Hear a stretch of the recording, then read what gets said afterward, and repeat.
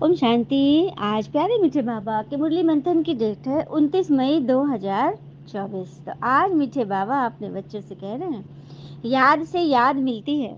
जो बच्चे प्यार से बाबा को याद करते हैं उनकी कशिश बाबा को भी होती है। आज बाबा ने वो रहस्य बताया है कि तुम्हारी याद का मैं तुम्हें क्या मदद देता हूँ। बाबा ने आज पूरी मुरली से भी चलाई है। तो याद से याद मिलती है और एक का कई गुना देते हैं बाबा। तो जो बच्चे प्यार से याद करते हैं तो उनकी कशिश बाबा को भी होती है, बाबा भी उनको ढूंढते हैं। और कहते हैं ना कि वो भी क्या समय था जब किसी को स्टेशन छोड़ने जाओ तो भी आंखें नम हो जाती थी। अब तो शमशान में भी नहीं होती। जन्म और मृत्यु अब महंगे हो गए हैं। सिजेरियन के बिना कोई आता नहीं और वेंटिलेटर के बिना कोई जाता नहीं। कैसे हो पाएगी अच्छे इंसान की पहचान? दोनों ही नकली हो गए हैं, आंसू और मुस्कान। तो दौर ऐसा चल रहा है। तो इस दौर में हमें भगवान को याद करना है, क्योंकि उनकी याद ही हमें वो शक्ति देगी, वो एनर्जी देगी, वो हिम्मत देगी जो हम भगवान को भी नीचे उतार लेते हैं, है ना। प्रश्न है, तुम्हारे परिपक्व अवस्था की निशानी क्या है? उस अवस्था को प्रश्न है, तुम्हारे परिपक्व अवस्था की निशानी क्या है? इस अवस्था को पाने का पुरुषार्थ सुनाओ। तो उत्तर है, जब तुम बच्चों की परिपक्व अवस्था होगी तो सब कर्मेंद्रियां शीतल हो जाएगी। कर्मेंद्रियों से कोई उल्टा कर्म नहीं होगा। अवस्था अचल अडोल बन जाएगी। इस समय की अडोल अवस्था से 21 जन्म के लिए कर्मेंद्रियां वश हो जाएगी। सुना? तो परिपक्व अवस्था होगी जब तुम्हारी कर्मेंद्रियां शीतल हो जाएगी, किसी चीज की तुम्हें अधिक लालसा नहीं होगी। हाँ, कोई उल्टा कर्म नहीं होगा और 21 जन्म के लिए तुम्हारी कर्मेंद्रियां वश हो जाएगी। जब इस अवस्था को अभी पाओगे, है ना। इस अवस्था को पाने के लिए अपनी जांच करो। नोट करने से सावधान रहेंगे। योग बस ही कर्मेंद्रियों को वश करना है। योग ही तुम्हारी अवस्था को परिपक्व बनाएगा। तो योग करने के लिए सच्चा सच्चा सत्संग करना है। किसके साथ? ईश्वर के साथ। इस पर एक बहुत सुंदर कथा है सच्चा सत्संग का। ये आपको मुरली के लास्ट में मिलेगी, ठीक है, ताकि आप उसका इंतजार करें। ओम शांति। यह है याद की यात्रा। सभी बच्चे इस यात्रा पर रहते हैं। सिर्फ तुम यहाँ नजदीक में हो। जो जो जहाँ भी है बाबा को तो याद करते ही हैं, अपने अपने भाषा से, अपने अपने नियम से। जैसे चंद्रमा के आगे कोई सितारे बहुत नजदीक होते हैं, कोई बहुत चमकते हैं। कोई नजदीक तो कोई दूर भी होते हैं। देखने में आता है ये स्टार बहुत चमकता है, ये बहुत नजदीक है, यह तो चमकता ही नहीं। तुम्हारा भी गायन है ना, तुम हो ज्ञान और योग के सितारे। बाबा आकाश और तारे से तुलना करें कि कोई तारे बहुत नजदीक होते हैं और कोई बहुत दूर होते हैं। दूर से भी चमकते हैं, कोई नजदीक से भी नहीं चमकता। उसी तरह से बाबा कहते हैं कि पुरुषार्थ पे सारा मदार है। तुम हो ज्ञान और योग के सितारे। ज्ञान सूर्य मिला है बच्चों को। बाबा बच्चों को ही याद करते हैं। जो सर्विसेबल बच्चे हैं, बाबा है सर्वशक्तिमान, उस बाबा को ही याद करना है। तो याद से याद मिलती है। जहाँ जहाँ ऐसे सर्विसेबल बच्चे हैं तो ज्ञान सूर्य बाबा भी उन्हों को याद करते हैं। बच्चे भी याद करते हैं। जो बच्चे याद नहीं करते उनको बाबा भी याद नहीं करते। आज बाबा ने साफ तौर पर बता दिया है, जो बच्चे मुझे याद नहीं करते मैं भी उनको ध्यान नहीं देता हूँ, नहीं याद करता हूँ। और उन्हों को बाबा की याद पहुँचती है क्योंकि बाबा याद ही नहीं करते। याद से याद मिलेगी। हाँ, तो बच्चों को याद करना है ना। बच्चे पूछते बाबा हम आपको याद करते हैं। बाबा कहते हैं क्यों नहीं, अच्छी रीति बाबा को क्यों नहीं याद करते हो? जो जास्ती पवित्र है और बाबा से बहुत प्यार है तो बाबा भी उनको कशिश करते हैं। चुंबक है ना बाबा, तो जिसके अंदर लौह तत्व होगा, एकदम प्योरिटी होगी, कोई जंक नहीं होगा, तो चुंबक अपने आप खींचेगा। जैसे बाबा कशिश करेंगे, आपकी हर शुभकामना पूरी करेंगे। परंतु याद सबको नंबरवार अपने अपने पुरुषार्थ अनुसार मिलती है। जो जितना याद करेगा उस अनुसार उसको याद मिलेगी ईश्वर की। और कहते हैं ना, किसी को कमजोर और किसी को फकीर न समझो, क्योंकि रास्ते में छोटा सा पत्थर भी आपको मुंह के बल गिरा सकता है। इसीलिए अपने आप को हमेशा मास्टर सर्वशक्तिवान समझो कि सभी शक्तियों के हम स्वामी हैं और ईश्वर हमारे साथ है और भगवान ने हमें चुना ही है सबकी मदद के लिए, सहयोग के लिए, सबसे प्रेम स्नेह रखने के लिए। तो ना, इसके विपरीत जहाँ करेंगे तो फिर मन फंसेगा और बाबा फिर दूर हो जाएंगे। और जितना याद करेंगे कर्मेंद्रिया चंचल नहीं होगी। कर्मेंद्रिया चंचल होती ही है जब हम विकार में रहते हैं, औरों को याद करते हैं, देहधारियों को याद करते हैं। इसको ही तो माया कहा जाता है कर्मेंद्रियों से कुछ भी खराब कर्म न हो, यहाँ योग बल से कर्मेंद्रियों को वश करना है। वो लोग तो दवाइयों से वश करते हैं, बहुत सारी संस्था में देखते हैं कि दवा से अपने कर्मेंद्रियों को वश करते हैं। जबकि यहाँ तो ये मुरली, ये ज्ञान की दवा ऐसी मिलती है कि अपने आप कर्मेंद्रियाँ शीतल हो जाती है। हाँ, बच्चे कहते बाबा ये क्यों नहीं वश होती है? बाबा कहते तुम जितना याद करेंगे उतना कर्मेंद्रियाँ शीतल होगी। याद से ही सारा मदार है। और उसके लिए ज्ञान, ज्ञान पहले और उसके बाद योग, योग के बाद फिर धारणा और धारणा के बाद फिर सेवा। तो भारत का प्राचीन राजयोग आया हुआ है ना, सो तो भगवान ही आकर सिखलाएंगे। तो भगवान सिखलाते हैं कि इनको अपने बच्चों को, जो देवी कुल के उन्हीं को तो सिखाएंगे। हाँ, और बाबा ऐसे ही सिखाते हैं, जो चंचलता अभी बंद होगी ना तो 21 जन्म की कर्म इंद्रिया चंचल ही नहीं होगी, धोखा नहीं खिलाएगी, वश हो जाती है। तो सबसे मुख्य है काम विकार अर्थात कामना। अभी कर्मेंद्रियों को वश करने से आधा कल्प के लिए इसका इनाम मिलता है। तुम स्वर्ग में बैकुंठ में पहुंच जाते हो, तुम्हारे पाप योग बल से कटते जाएंगे, तुम पवित्र होते जाओगे। बाबा है नॉलेजफुल, बाबा कहते हैं अपने को आत्मा समझो, बाबा को याद करो, यह भी नॉलेज है। एक है योग की नॉलेज, दूसरा 84 जन्म के चक्र की नॉलेज। दो नॉलेज है, फिर उसमें दैवी गुण ऑटोमेटिकली एमर्ज है। सुना, दो नॉलेज है, एक है योग की नॉलेज, दूसरा है 84 जन्म के चक्र की नॉलेज। उसमें दैवी गुण अपने आप इमर्ज है। तो मनुष्य देवता बनते हो तो दैवी गुण भी जरूर धारण करने हैं, तो अपनी जांच करते रहो। नोट करने से अपने ऊपर सावधान रहेंगे, अपनी जांच करेंगे तो कोई भूल नहीं होगी। चार्ट के पॉइंट जो आप, टोटल पॉइंट जो होता है ना लास्ट में, उसको नोट करते जाइए और डेट वाइज, ताकि आपको पता चले कि इस दिन फलना दिन मेरा कितना टोटलिंग था। तो हर दिन आप वो देखोगे ना तो आपको लगे नहीं अगले दिन तो मुझे इससे ज़्यादा पॉइंट करना है। ठीक है, तो वो जांच करते रहना। बाबा तो समय समय पर डायरेक्शन देते ही रहते हैं, तो उसे अमल में लाना हम आत्माओं को। हम पाठ बजाते हैं शरीर दर्द, तो बाबा को भी शरीर में आना पड़े, बाबा भी तो शरीर में आके ही हमको समझाएंगे ना। हम आकाशवाणी से निराकार रूप से कैसे समझेंगे? त्रिमूर्ति का चित्र बड़ा क्लियर है, ब्रह्मा तपस्या करके यह बनते हैं, फिर 84 जन्मों के बाद यह बनते। ये भी बुद्धि में याद रहे कि ब्राह्मण से देवता थे, फिर 84 का चक्र लगाया, फिर देवता बनने के लिए आए हैं। हाँ, जब देवताओं की डिनेस्टी पूरी हो जाती है, बाबा कह रहे हैं। हाँ, लेकिन इसमें याद करना बहुत सहज है, याद से ही सब कुछ सहज होगा। सिर्फ क्या चाहिए? सोने का बर्तन चाहिए। जितना पुरुषार्थ करेंगे उतनी पॉइंट्स इमर्ज होगी, ज्ञान भी अच्छा सुनाते रहेंगे। पुरुषार्थ में तो सारा मदार है ना। समझेंगे जैसे कि बाबा हमारे में प्रवेश कर मुरली चला रहे। कोई बच्चे अगर अच्छा से मंथन कर रहे हैं, मुरली कर रहे हैं, सभी को आत्मा को टच हो रहा है, तीर लग रहा है, तो समझना है कि बाबा ने आकर मुरली चला दी। और कहते हैं ना कि जो सच्चे बच्चे होते हैं ना वो गलतियां कर सकते हैं, लेकिन किसी का गलत नहीं कर सकते, गलत नहीं कर सकते। तो ये है बाबा के बच्चे की निशानी। हाँ, वो ज्ञान भी अच्छा सुनाएंगे और समझेंगे कि बाबा प्रवेश करके मुरली चला रहे, जैसे कि अभी बाबा चला रहे हैं ना। हाँ, बाबा हमारी बहुत मदद करते हैं, औरों का भी कल्याण करना है, सबको ड्रामा में नूंद है। हाँ, ये भी अच्छी रीति समझना है कि बाबा को याद करना है जिससे विकर्म विनाश हो। और कोई उपाय ही नहीं है विकर्म विनाश का, कितना भी जल में नहा लो, जाके गंगा नहा लो, कुछ नहीं होना।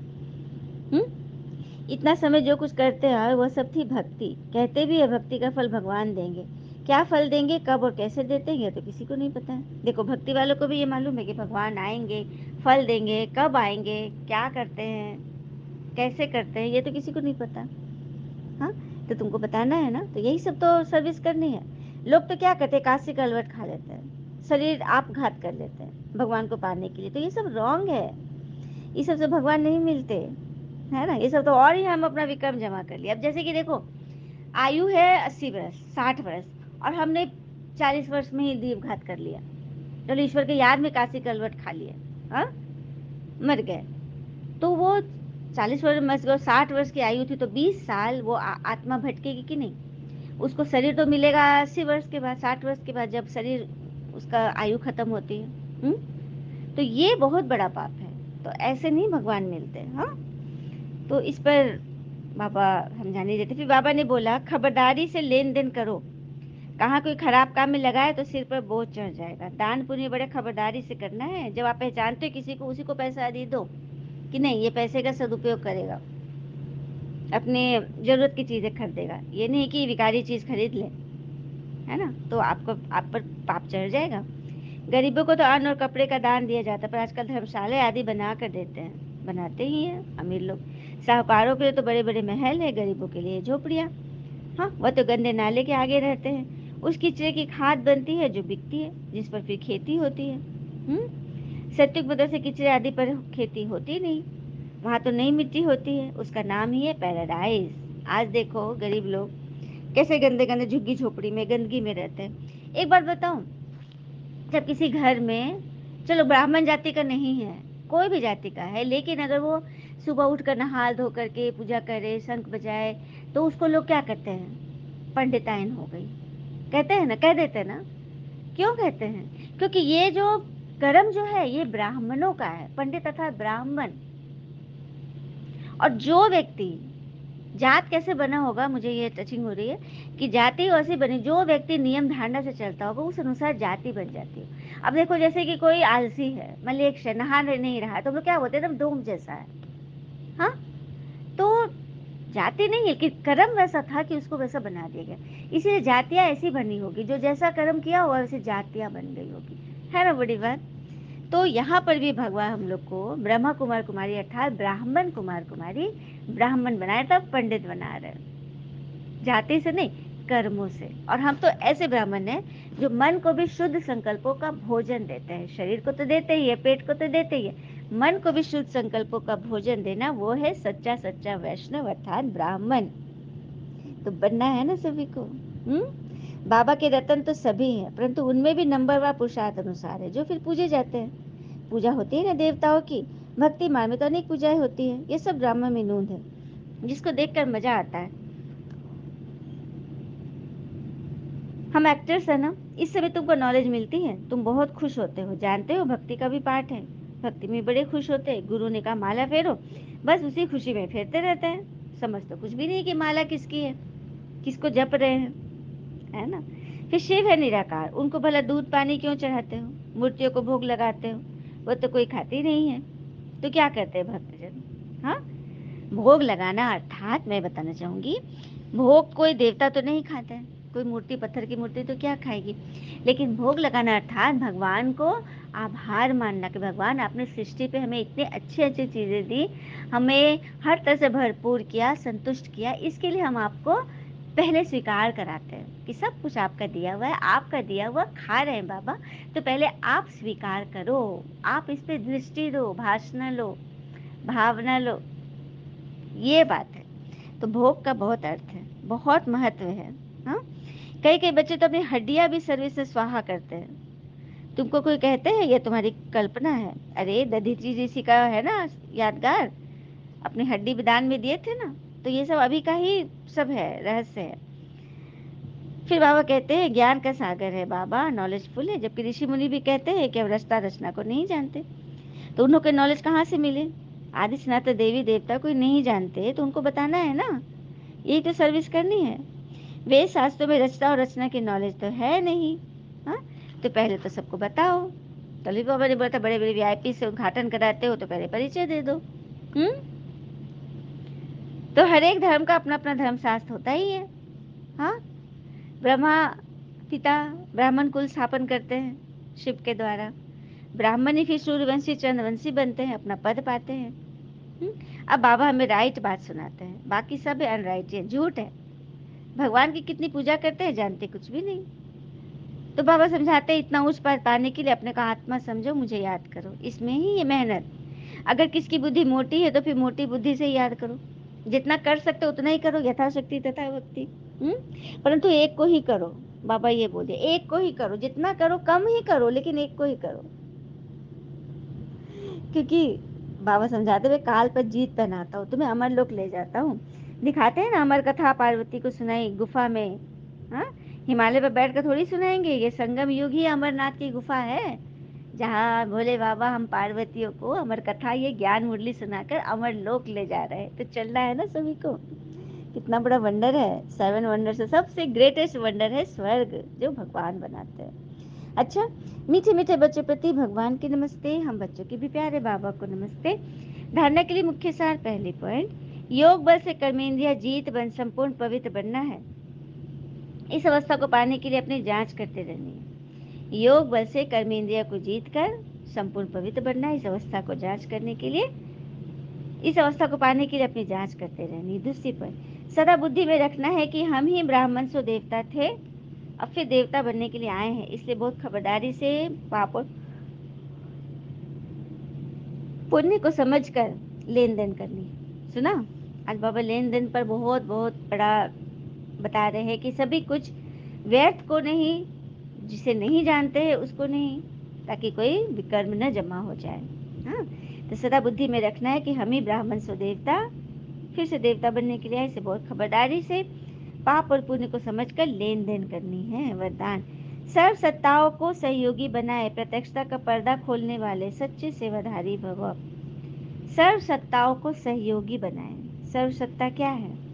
हमारी सभी शक्तियाँ, अष्ट शक्तियों को सहयोगी बनाओ। वो सब हमारी शक्तियाँ है ना, तो हमारी तो सहयोगी बनेंगी। हाँ, तो प्रत्यक्षता का पर्दा खोलने के निमित्त बनेंगे आप सच्चे सेवाधारी।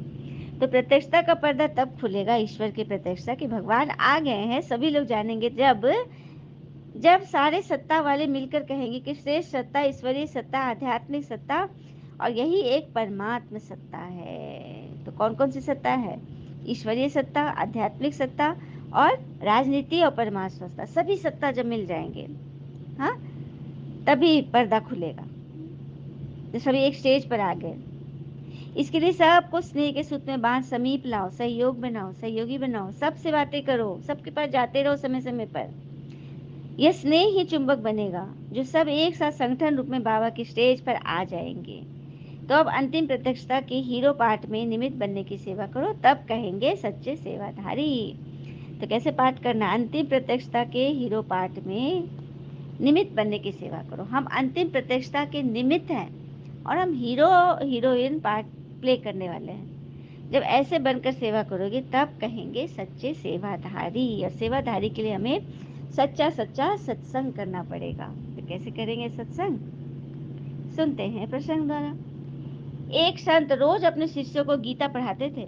सभी शिष्य खुश थे, लेकिन एक शिष्य चिंतित दिखा। संत ने उसे बुलाया और पूछा।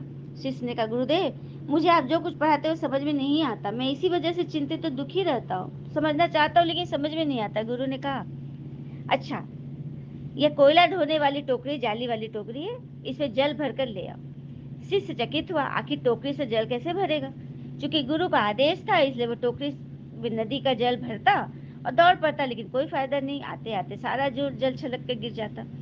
उसने टोकरी में जल भर भर कर कई बार गुरु जी तक दौड़ लगाई, लेकिन टोकरी में जल टिका ही नहीं। तब वो गुरुदेव के पास गया, बोले, गुरुदेव, टोकरी में पानी ले आना संभव नहीं है, कोई फायदा नहीं। गुरुदेव बोले, फायदा है, टोकरी में देखो, टोकरी को देखो तो उसके रंग रूप। जब उसने देखा तो कोयला वाली टोकरी जो काली थी अब साफ हो गई, उसका कालापन धुल गया। गुरु ने कहा, ठीक वैसे कोयले की टोकरी स्वच्छ हो गई, तुम्हें पता भी नहीं चला। हाँ, उसी तरह सत्संग बार बार सुनने से, बार बार आने से कृपा हो जाती है। भले ही अभी तुम्हारी समझ में नहीं आ रहा, लेकिन तुम यदि निरंतर सत्संग का लाभ लोगे तो एक न एक दिन इसे अच्छी रीति जरूर समझ जाओगे। तुम्हारा मन जब गोरा होने लगेगा ना, तो फिर ये ज्ञान, कहते हैं ना बाबा, सोने का बर्तन जब मन होगा तभी ये ज्ञान मन में टिकेगा। तो ये बात है सत्संग का महत्व। से स्लोगन है, सेवा द्वारा सर्व की दुआएं प्राप्त करना, ये आगे बढ़ने की लिफ्ट है। जितना सेवा करो, मनसा सेवा, सबके लिए दुआ, बैठे बैठे दुआ करते रहो। भोजन का एक एक निवाला खा रहे हैं, हर उस आत्मा के लिए दुआ जिनके साथ आपका कुछ केओस है, जिनके साथ कोई हिसाब किताब बाकी है, जिनके साथ कुछ फ्रिक्शन है, उनके लिए तो जास्ती दुआ करते चलो। यही आपके बचाने का साधन है, ईश्वर के समीप लाने का साधन है। अच्छा, ओम शांति। शुक्र मीठे बाबा, वो बाबा के प्यारे बच्चे कहते हैं ना, गलत आरोपों को लेकर कभी चिंतित न हो, बल्कि उसका सम्मान करें। याद रखिए, समय का ग्रहण तो चांद सूरज भी झेलते हैं, है ना। तो हम साधारण मनुष्य छोटे मोटे भी अगर सह लिए तो क्या बड़ा काम कर लिए। अच्छा, ओम शांति। शुक्र मीठे बाबा, वह बाबा के प्यारे प्यारे बच्चे, आप सबका जीवन सदैव शुभ, स्वस्थ, सफल, संयमित, संयोजित और संपन्न हो। ओम शांति। शुक्रिया बाबा।